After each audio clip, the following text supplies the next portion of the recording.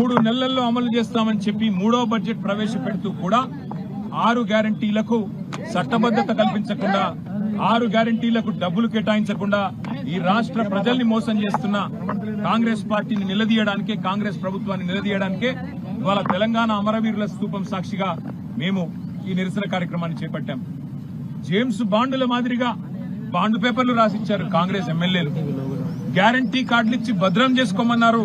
భద్రంగా పెట్టుకోండి, 100 రోజులు మీరు భద్రంగా పెట్టుకుంటే 101వ రోజు మా వాళ్ళు వస్తారు, వచ్చి మీకు ప్రతిదీ అమలు చేస్తారని చెప్పి ఆనాడు బొంకి నమ్మబలికి ఓట్లేయించుకొని ఓడ మీద ఉన్నప్పుడు ఓడమల్లన్న, ఒడ్డుకెక్కినాక బోడమల్లన్న అన్నట్టు మూడవ బడ్జెట్ లో కూడా గ్యారంటీ అన్న మాట లేకుండా, డిక్లరేషన్ అన్న మాట లేకుండా ఇవాళ ప్రతి వర్గాన్ని వంచిస్తున్నది కాంగ్రెస్ ప్రభుత్వం.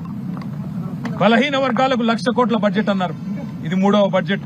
మరి ఇప్పటికే 60,000 కోట్ల బడ్జెట్ పెట్టుండాల, కానీ 3 కలిపితే కూడా 20,000 కోట్లు దాటట్లేదు.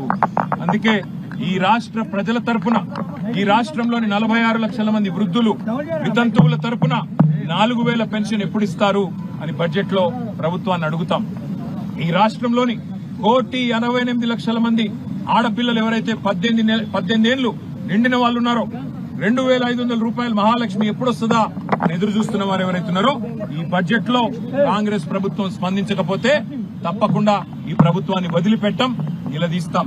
అట్లాగే మరి రాష్ట్ర వ్యాప్తంగా 5 లక్షల మంది దివ్యాంగులు 6,000 పెన్షన్ కోసం ఎదురు చూస్తున్న వారు, వారి తరపున ప్రభుత్వాన్ని నిలదీస్తాం.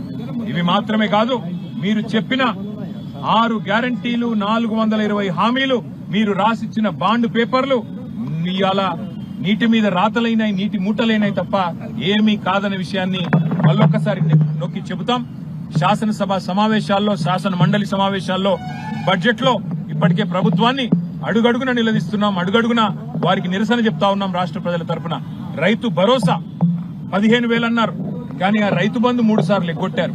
ఇవాళ రైతులు ఎదురు చూస్తా ఉన్నారు. ఉగాది దాటిపోయింది, మరి సంక్రాంతికి ఇవ్వాల్సిన రైతు బంధు ఉగాది వచ్చినా పడతలేదంటే మరి ఈ ప్రభుత్వం యొక్క చేతగానితనం, ఈ ప్రభుత్వం యొక్క వైఫల్యం ఎంత తీవ్రంగా ఉన్నదో అందరు చూస్తా ఉన్నారు.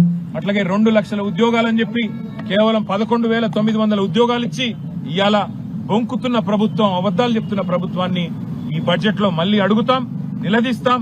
హామీలు నిలబెట్టుకోవాలని డిమాండ్ చేస్తాం. నిలబెట్టుకోకపోతే నిలదీస్తామని మళ్ళొకసారి చెప్తూ మీ అందరికీ ధన్యవాదాలు. Thank you.